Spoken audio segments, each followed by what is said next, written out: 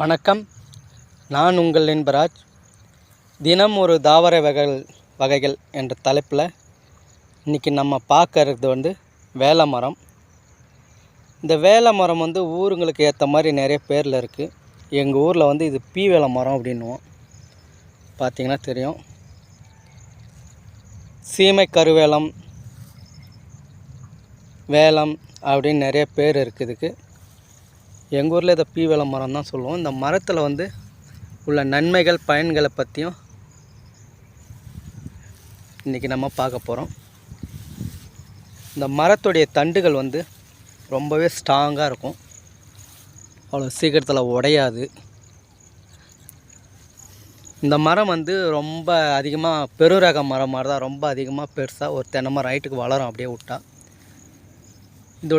இதனுடைய கிளைகள் பார்த்திங்கன்னா, இதோட குச்சிகள்லாம் நல்லா நீட்டாக பார்த்திங்கன்னா தெரியும். லாங்காக வளரும், கொஞ்சம் லாங்காகவே போகும்.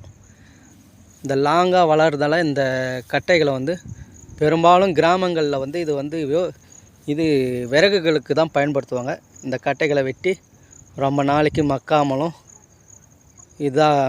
அப்படியே இருக்கும். அதனால் இதை விறகுகளாக வெட்டி வீடுகளில் அடுக்கி வைப்பாங்க. அப்போது கேஸ்கள் இல்லாமல் காலங்களில் விறகுகளுக்கு இது அதிகமாக வெட்டி வீடுகளில் ஸ்டோர் பண்ணி வச்சு தான் யூஸ் பண்ணுவாங்க. இந்த மரங்களை அப்புறம் கால்நடைகளுக்கு கொட்டாய் போட யூஸ் பண்ணுவாங்க.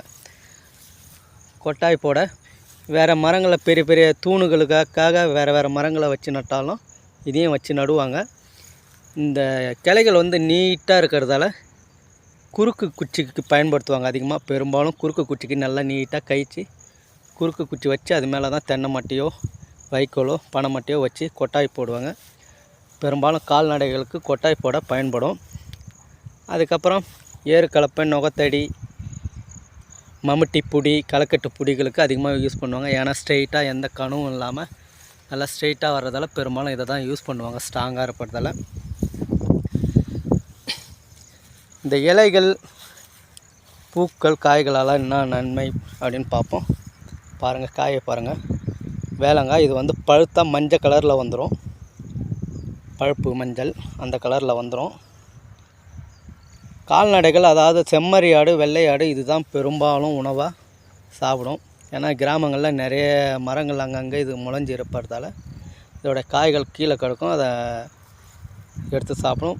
மேய்ச்சலுக்கு பிறகு இரவுகளில் கொட்டையில் அடைச்ச பிறகு கால்நடைகளை இந்த வேலங்காயை தான் ஸ்டோர் பண்ணி வச்சுருப்பாங்க. பொறுக்கின்னு காலைல போய் பொறுக்கின்னு கொட்டி வைப்பாங்க. நைட்டில் உணவாக ஆடுகளுக்கு இதை தான் கொடுப்பாங்க. ஆடுகள் இதை அதிகமாக விரும்பியும் சாப்பிடும்.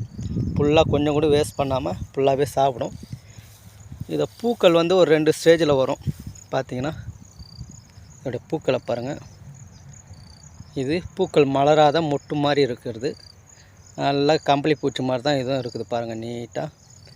இது மலர்ந்த பூ.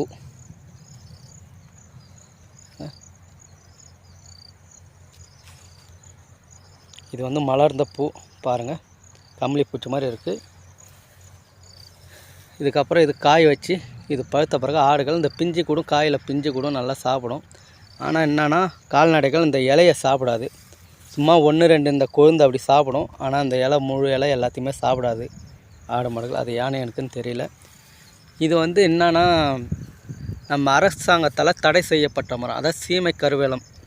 அதிகமாக இதோட குறைகள் என்னென்னா, எப்படியாப்பட்ட வெய்ய காலம், ரொம்ப வருஷத்துக்கு மழை பெய்யாமல் இருந்தால் கூட இந்த மரம் பூமியில் உள்ள நீரை உறிஞ்சி வளரும் தன்மை கொண்டது. எப்போவுமே இது காஞ்சி போனதாக சரித்திரமே இல்லை.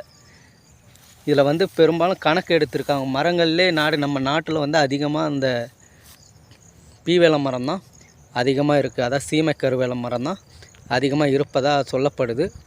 எனவே இது பூமியில் உள்ள நீரை உறிஞ்சி எடுத்துறதால இதுக்கு கவர்மெண்ட் அரசாங்கம் தடை விதிக்கப்பட்டிருக்கு. இந்த மரத்தை யார் வேணாலும் வெட்டி எடுத்துக்கலாம். விறகுக்கோ எதுக்கோ பயன்படுத்ததை எடுத்துக்கலாம்.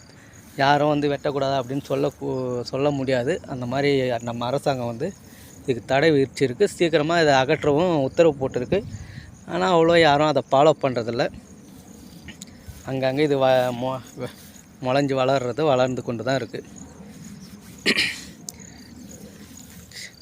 சரி, ஓகே, நன்றி, வணக்கம். வீடியோ பாருங்கள், சப்ஸ்கிரைப் பண்ணுங்கள், லைக் போடுங்க, ஷேர் பண்ணுங்கள். நன்றி, வணக்கம்.